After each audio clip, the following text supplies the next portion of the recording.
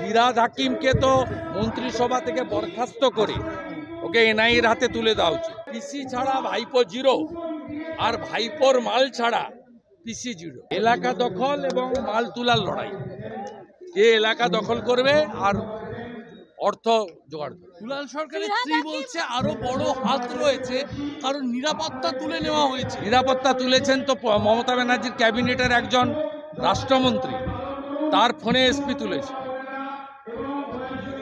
আমি তো দায়িত্ব নিয়ে বলছি, মমতা ব্যানার্জির ক্যাবিনেটের একজন রাষ্ট্রমন্ত্রী দুলাল সরকারের নিরাপত্তা রক্ষী তোলার জন্য এসপি প্রদীপ যাদবকে ফোন করে নির্দেশ দিয়েছে।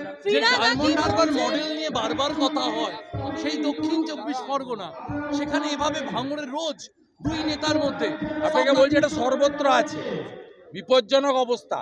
এরা নিজেরা গোলাগুলি ছুঁড়বে, আপনার মাথায় লাগবে না আমার মাথায় লাগবে জানি না।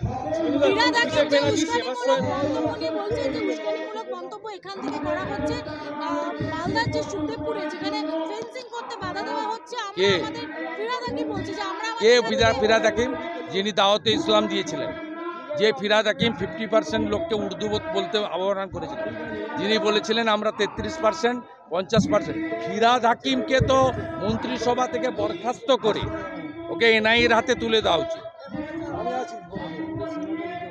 উনি ধর্মের নামে কিভাবে জনসংখ্যা বৃদ্ধি করে দখল করতে চান, তিনি কিভাবে তার ধর্মের বড়াই তিনি করতে পারেন।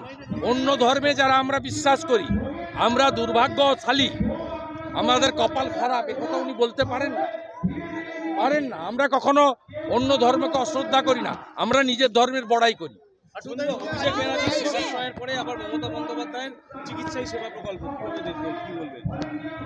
এগুলো বাদ দেন, সব ড্রামা।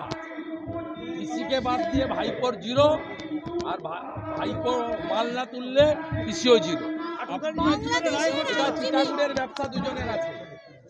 কেউ যদি পিসির উপর রেগে যায় সে ভাইপোর টিমে যায়, কেউ যদি ভাইপোর উপর রেগে যায় পিসির টিমে থাকে।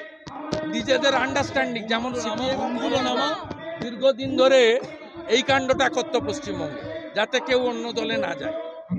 আমি আবারও বলছি, পিসি ছাড়া ভাইপো জিরো, আর ভাইপোর মাল ছাড়া পিসি জিরো।